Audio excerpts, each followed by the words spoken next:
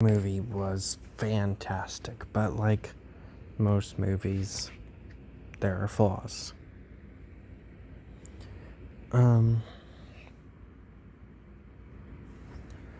Starting off with, this one isn't a movie flaw, it's just the description. The description makes it sound just like a basic cliche horror movie that could be entertaining, or it could just be another one of those bad movies that I watch. It just kind of downplays the movie. It says that he's hunting down all the therapists that wronged him. The movie is a bit more complex than that. And he doesn't even really have a bunch of therapists that wrong him. I mean, he kind of says that in the movie. He goes to therapist to therapist and they don't help him.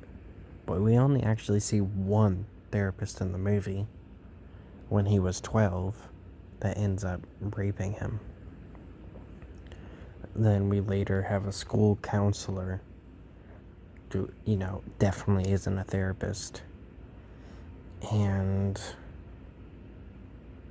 a shock therapy one after he gets institutionalized for killing a school bully. But yeah, there isn't really a bunch of therapists. It just makes it kind of sound cliche. But it's actually amazing. It follows the story with a kind of sympathetic character at first. Though at the same time, you don't really like him. He's a kid. So you understand that, yeah, kids can be dicks. But once he gets a bit older and he's still, acting like a child, and he gets worse and worse. He's just getting harassed by his own sister for no reason other than the fact that she thinks he killed someone. Like, he was just a bit of a dick. He didn't want to talk to her. He didn't really want to be friends with her. He didn't want to accept that she was his sister. He was 12. He didn't want a sister. And he was a bit off. He ended up biting her once when getting in a fight. But that doesn't really, make her automatically think that he killed someone. Later, it's obviously more known. Oh, and I actually do want to talk about something. They had, the perfect ending, but they fucking ruin it. The sister and him get in a fight near the end of the movie. It looks like they both die. But then it ends with him going to go kill his school counselor. And he says a corny line about, I should definitely write about this in my notebook, and then the movie ends.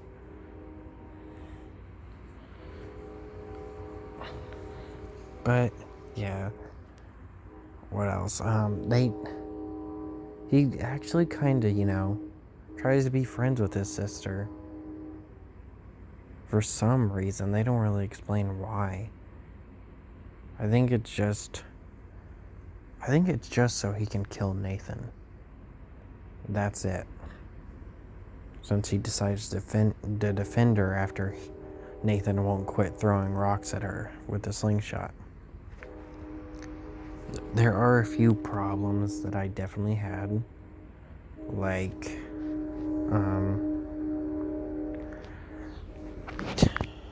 let's see. They don't really explain why it took the sister so long to get there and see the dad. The dad's had multiple strokes, and she's just now finally getting home. They don't really explain why. Then the whole him supposedly having multiple therapists thing, but we only see one therapist. And I actually want to say a fun fact real quick. This movie, 2019, right, as you can see down there, the main actor who plays the messed up serial killer with bipolar disorder and mental illnesses and a whole bunch of messed up things that, lead to him killing people. This is his first movie and his only movie right now, and he was fantastic. He did really good at portraying a mentally ill psychopath. He was just fantastic, and this was his first movie. You don't really expect that when you see an actor for the first time. He was just really good at it. Another flaw, I think, is it would work, but they do mess it up. He is way too honest. And that would work on its own.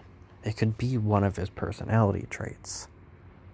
But when he meets the girl he was stalking and being creepy with back in high school, when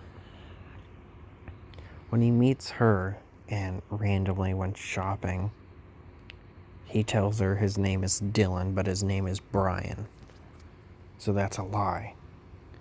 Yet through the rest of the movie, he's just brutally honest. He's just like, hey, I was in a mental hospital for years. And then he goes on detail on why and stuff. Even though she knows. Because, he lied to her, says his name is Dylan, right?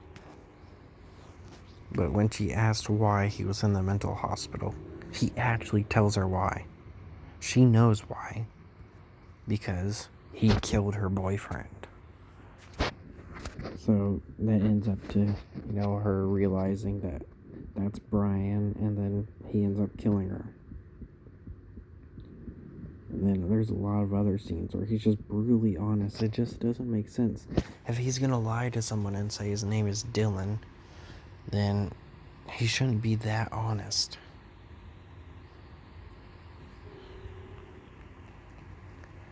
But it was pretty good. Just some things didn't make the most sense. But yeah, he was really good in this role. And like I said, it was his first movie.